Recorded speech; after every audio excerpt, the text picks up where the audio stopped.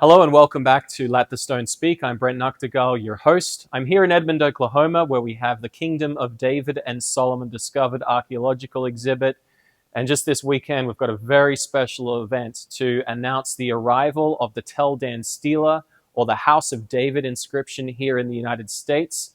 This Sunday, September 22nd at 1 p.m., we'll have an event here in the auditorium where Dinesh D'Souza will be speaking, a political commentator and a lover of archaeology and the history of the Bible and of Israel, as well as Armstrong Institute founder Gerald Flurry.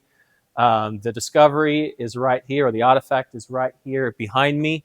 It's on loan from the Israel Museum in Jerusalem with association with the Israel Antiquities Authority, and we're absolutely delighted to have this here for the next 2 months, coming out of Israel and here having King David come to the United States of America. So in lieu of the discovery that's going to be here for the next 2 months and what's going to happen on Sunday, this I should say is a free event that you can get tickets to. If you're somewhere in the middle of the United States and you want to come, simply go to armstrongauditorium.org and you'll find a place on the front page there to reserve your tickets. Or if you can't come, you can definitely live stream the ceremony, and that will be taking place at armstronginstitute.org. So to announce the discovery, or to announce the showcase of this amazing archaeological discovery here, I just did an interview with Professor Michael Langlois. He is working at the university, or teaching at the University of Strasbourg. He also works at the Sorbonne in Paris. And he is one of the chief epigraphers that is continuing research and coming up with new research, even new discoveries about this Tel Dan Stele, or House of David inscription. So he's going to discuss some of that in our interview I recorded a couple of days ago before the arrival of the Tel Dan Stele here in Oklahoma. So thank you very much to him. Please enjoy the interview with Professor Michael Langlois talking about the House of David inscription. Professor Michael Langlois, thanks very much for joining us on Let the Stone Speak again. Yeah, thanks for having me. So you are currently doing research on the Tel Dan Stele, this amazing inscription dating back almost 3,000 years. It's also known as the House of David inscription. This inscription, this stele, is coming to the exhibit here in Oklahoma. It'll be here on September 22nd is when we have our opening event, and people can live stream that if they desire. Information about that is on our website, armstronginstitute.org. So in light of that, I wanted to get your take, your opinion on the inscription, what current research you're doing on the inscription right now. So if you could, please do speak to the Tel Dan inscription. Yeah, sure. I mean, you're very lucky to have it, because this inscription is one of the most important archaeological discoveries when it comes to the history of Israel and the Bible. It was discovered a bit more than 30 years ago, in 93, if I remember correctly, during excavations north of Israel in Galilee, on a site called Tel Dan. And Dan is one of the 12 tribes of Israel. And so there was a city called Dan, and excavations have been going on for decades there. But it was very unexpected to find such a beautiful stele with a nice Aramaic inscription, and of course the mention. You said it's called the House of David inscription because yes, it's mostly known for the mention of this expression, House of David. So yes, the stele is very important. There's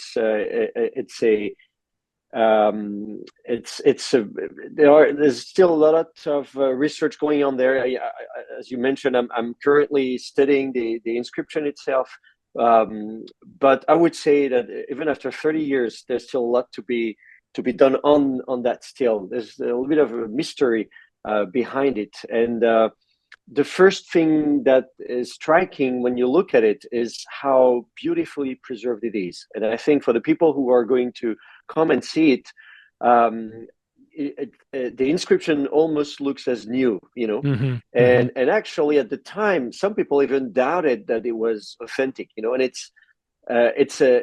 but fortunately it was found during, controlled excavations, regular excavations, official excavations. It's an issue that has been going on, especially in biblical archaeology, since the 19th century. Most of what's found comes, from illegal excavations or from the antiquities market. And already in the 19th century, there were discussions. Every time something was found, that would relate to the Bible, people would doubt the authenticity. It was the case with the Mesha inscription that we discussed together. It was the case even with the Dead Sea Scrolls when they were found, and it's always like that. And now, for once, we have something that is found during, official controlled excavations, and still people are still, trying to get rid of the evidence and say, oh, but maybe it's fake. Maybe it was planted there. Now, the reason why the stele is in such good condition is that actually the pieces were found embedded in the wall or in the street, which means that it didn't stay for a long time. If you look at steles or inscriptions or artifacts that are, that have been standing there for, centuries or millennia, of course, there's erosion, there's degradation, and very often, especially when you try and read the text, it's difficult to decipher. But with the Tel Dan stele, the inscription was apparently broken very soon after it was made. And so then can you speak briefly? Can you speak briefly about when we believe it was made, and then perhaps when it was broken as well? Yeah. So there is stratigraphy. So that's a good thing when you find artifacts, during regular excavations, that you have you have the different stratigraphies, the layers of occupation, successive occupation phases of a site. And so when you have layers like this, you can tell exactly, when, or relatively precisely, when an artifact was made or destroyed. In the case of the stele, it was found, it was probably made and destroyed somewhere around 800 BCE, right? So it's 2,800 years ago, if you will. And so the stele was made at that time, and the script actually matches, the script that we know from other inscriptions from the same time period, Aramaic inscriptions, and so. So you're saying you're saying the type of writing, the writing style, that changes over time, and the writing matches that same stratigraphy. Yes, exactly. We know that the way that people write, is not the same depending on the centuries. There are periods of time when the handwriting is quite stable, maybe for a couple of centuries, and then it moves very quickly. But overall, when you look at a script, at the way that people write, whether it's the Hebrew script or the Aramaic script, you can usually pinpoint, a period of time, like a century or a couple of centuries. And in that case, the Aramaic script that's being used is very similar to the Aramaic script that we see on other inscriptions from the same time period, from the reigns of Hazael, who was a king in Damascus. He's mentioned in the Hebrew Bible, or his son. We have some other inscriptions from Zakur, from Sphira, we have a few other Aramaic inscriptions, and the way the shape of the letters is similar. So it's, when you look at the script itself, even without the stratigraphy on the side, you could tell, it's probably 9th or 8th centuries BCE, right? That would be the time frame, and it also happens to match the stratigraphy of the site, which means that the stele was not only made at that time, but it was also destroyed at that time. So the archaeologists concluded that probably the stele was smashed, destroyed on purpose and scattered, and the pieces were, embedded or, in walls on the street, which also explains why it looks as new, because probably it stood only for a few decades, maybe half a century or even less, or I don't know, maybe a century, but that at the most, and then it was destroyed. And now it also relates to the fact that it's written in Aramaic and not in Hebrew. And, Dan was part of the Kingdom of Israel at the time. Now it's at the northern border, so you could imagine that border cities could switch, go from one kingdom to another. Like, for instance, right now I'm in Strasbourg now, as we speak, and which is at the border between France and Germany, because I'm teaching at the university there. And actually, there have been periods of time when Strasbourg was in Germany, and then it was in France, and then back to Germany. This happens, with cities that are at the border between two kingdoms or two states.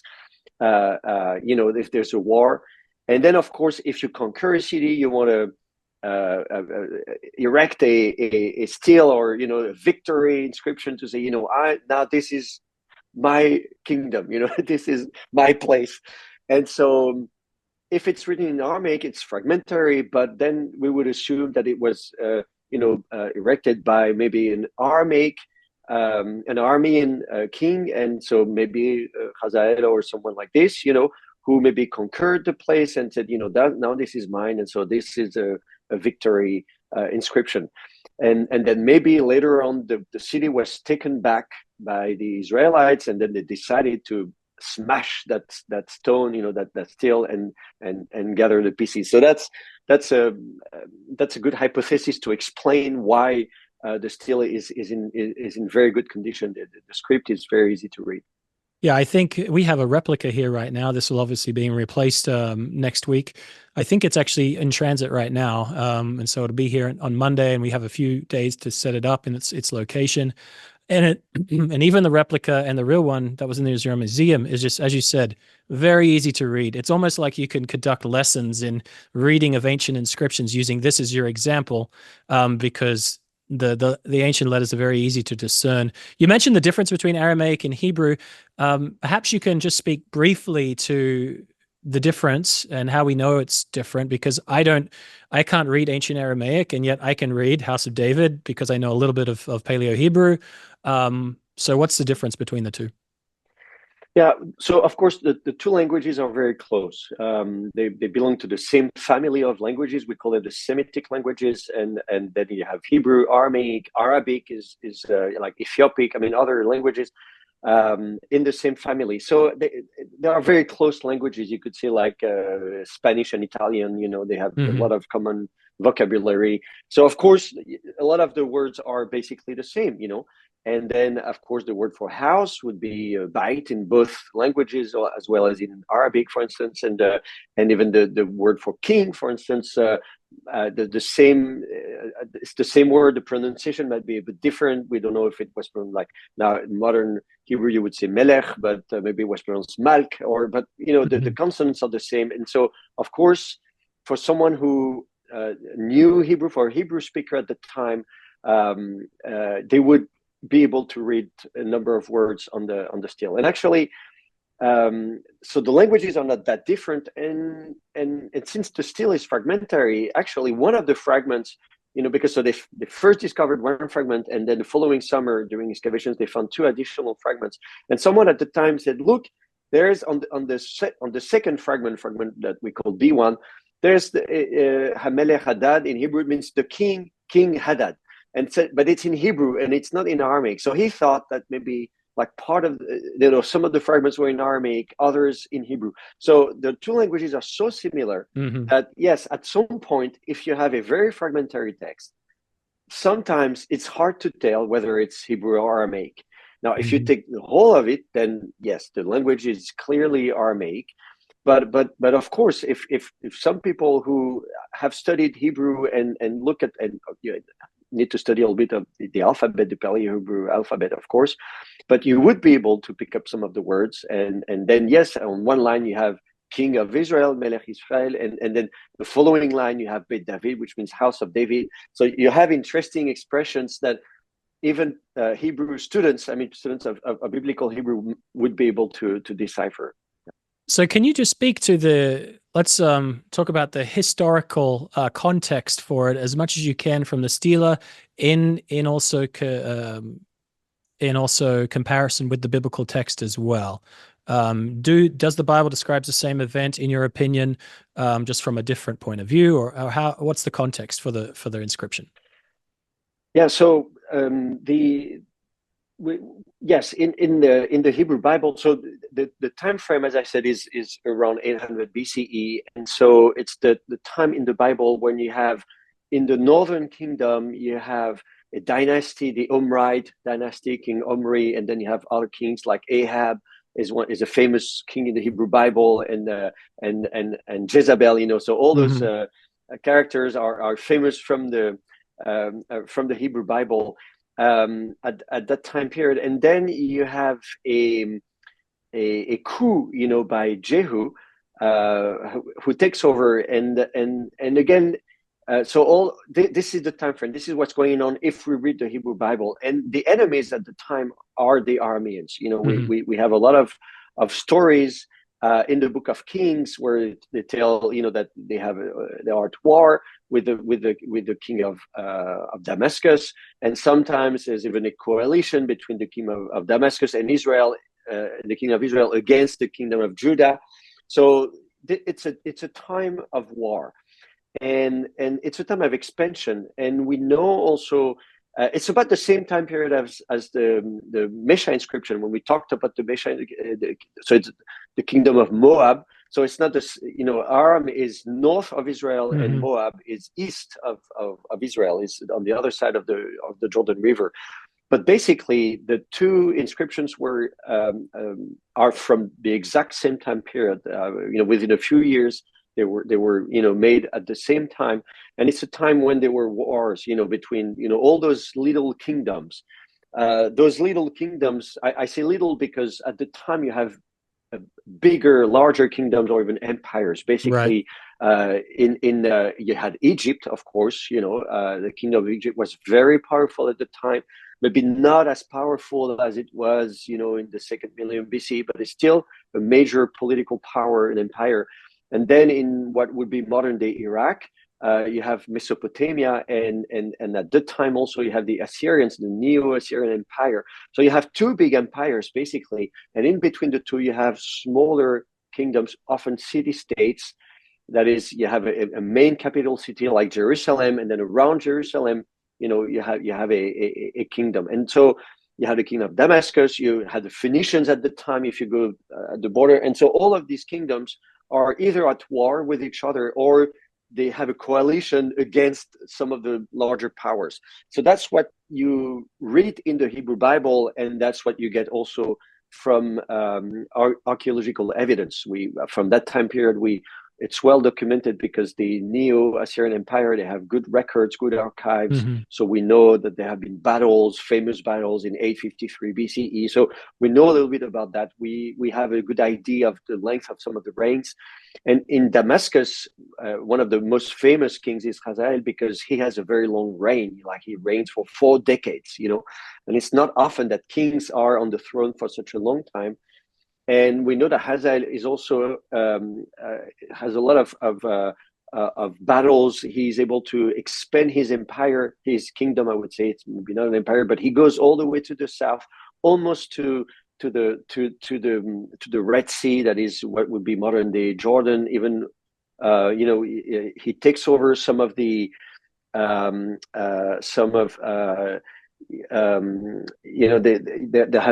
there were mines there, copper mines. There are excavations there in Feinan. I mean, these are names of archaeological sites. Yeah, the Araba Valley, just south of the Dead Sea. Yes. So Hazael is able to conquer, to go all the way down there, and then he establishes a number of trade agreements with Cyprus, so his reign is very interesting, and we have a number of inscriptions by the time of his reign in Aramaic, in different places, in the different countries. So this guy is a very interesting character. So he's a good candidate. The Dan inscription is broken, but he's a good candidate to take over the region, maybe Dan, maybe other cities in that region in northern Galilee, and this would more or less fit the biblical account. Sometimes in the biblical text, there are some uncertainties as to about the name of the king of Aram. Sometimes they say the king of Damascus, and then sometimes you have a name. And so maybe we may wonder, is it really Hazael? Is it Baradad, who's, another king from the same time period? So there are sometimes difficulties. There are difficulties in the Hebrew Bible also between the king of Israel and Judah, because at some point both of them have the same name. It does make make it difficult to get the stories straight. Yes, and they are, not only do they have the same name, but actually they are the same family, because the father, normally there are two different dynasties, because of course they belong to different dynasties, but actually there is a marriage between the two dynasties. So at some point it's like, is it really two different kings, or is it actually the same kings who somehow took over? So there are some discussions about how should we understand some of those biblical passages from the Hebrew Bible. So there is some kind of there are a few question marks in terms of the study of what was exactly going on. And so if you try and have a specific chronology, even the dates of the reigns of some of the kings of Israel and Judah, there are some uncertainties there. But the overall, the time frame is we get the picture. The big picture is okay. We understand it's a troubled time. It's a time of war and of conquest, and that's a good time when we can imagine that an Aramean king would be able to conquer some of the territory, and then the Israelites would be able to get it back. So let's talk a little bit about, if we may. You said you've done some preliminary research into the Tel Dan inscription stele. This is a discovery that was made 30 years ago. The publishing of the inscription itself came out very fast. I believe as soon as the next year, it was already published, at least in part in 94 or 95. And yet you are going through this process to get some more imagery done, and you're looking at it again. Are you able to, or perhaps you could speak to some of your lines of research that you're following right now? Yes, it's quite unexpected actually, because when I was invited to do research on the Tel Dan inscription, because I was invited in Jerusalem. There was an international conference to celebrate the 30th anniversary of the discovery of the Tel Dan inscription, and so I was invited, and I wanted to.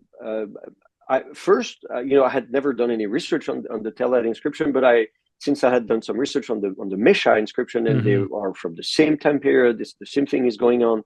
You have the same expression there, like Bet David, the house of David, the dynasty of David, and it's very interesting to understand why at the time, especially foreign kings, insist it's important to them that to tell that the king of Jerusalem is of the dynasty of King David. So this is something very interesting. So first, I wanted to do research about that, but then I realized when I studied very closely the inscription, every stroke of a letter and everything, I realized there are tiny differences in the handwriting between the bigger fragment on the right-hand part, fragment A, that's the big one, the first one that was discovered, and the two smaller fragments that were discovered a year later that are called B1 and B2. Those two fragments, the handwriting is very similar, but if you look closely, there are some letters that have distinctive features that are different between those two sets of fragments. And for me, it came as a shock, because the stele is even they put the fragments together, and they are even there's epoxy now, it's glued together and it's presented as such, and so I assumed that this was not an issue. I didn't think there was a question whether I thought the joint and the joint was clear, but then I looked more into it. That's why I used RTI imaging, that is a specific kind of imaging that allows you to study very carefully the way that the letters are carved, engraved. And now this week we even did the 3D scanning of the Tel Dan inscription, because it was removed from display because it was being prepared to be shipped, to be sent to the US. So it was no longer on display, so we could actually, so this very week we did a lot of research on that. We did new RT and everything. And so the thing is that So what to do with the fact that the two handwritings are very similar, yet different. And so there are different, hypotheses. Some people might even say, well, these are two different inscriptions at all. Like fragment A is one inscription, fragment B1, B2 is another inscription. But at the same time, when you look at the fragments and when people come and visit the exhibition, they will see that, the surface is the same, the line spacing is the same, the height of the letters is the same. There are a lot of similarities. I mean, if these were two completely separate inscriptions, you would not expect to have those similarities. So what we did also this week is that we studied the orientation of the magnetic field. Now, this is a new area of research. It's called paleomagnetism. And the idea is that the stone, basalt stone, is lava, and when it becomes solid, it captures in a way the magnetic field of the planet of Earth, and so basically, when you cut the stone in from the quarry, you can tell the orientation of the stone, if it's facing north or south, or you can. So the idea is that if the pieces would have completely different orientations, then we would say, look, it's evidence that they belong to different inscriptions. Right. But the result that we had this week is that no, the orientation is the same. It's fragments B1, B2, and fragment A. They should be aligned like this. They are facing the same side. So it's not even like at some point we thought, maybe they could be like two different sides of the same stela. You could imagine a stela that's written on four sides. Right. And so, but it's not even the case. It's not even the case that these are two different sides or opposite sides. They're really from the same side. So, of course, you could imagine that someone would cut two blocks of stone from the same quarry with the exact same orientation, but still, they have to be associated. Like even if you could imagine, for instance, if you have a monumental gate in a city, that maybe you would have like an inscription on both sides, and then the inscription would face the same direction. So this could be, of course, a possibility. But even in that case, it means that the fragments, the three fragments, they belong to the same project, we might say. I don't know how to. I need to think about how we'll put that in writing, because I'm going to publish a paper, of course, about that. But so they have to be studied together. But the thing is that the way that they are being presented, with fragment A having the beginning of the lines and fragment B having the rest of the same lines, this doesn't work. And actually, if you look more closely, you'll see that fragment A, the first lines, are slanted. They are going down, which is not very. The scribe didn't do such a good job. You can see that the first lines are going down, and then the scribe corrects himself, and then the following lines are correct, and you don't have this issue with the fragments B1 and B2. So if the way that the fragments have been glued together, you have to imagine the lines go down and then somehow are corrected. I mean, it doesn't make a lot of sense. So now the fragments, they have to, if they belong to the same inscription, if they belong to the same column, because some could also imagine they belong to two different columns, they have to be aligned differently. Like fragment B should come maybe on top or below. So we need to do some more research into that. I cannot tell you because we haven't done the research yet. But that's the idea, right?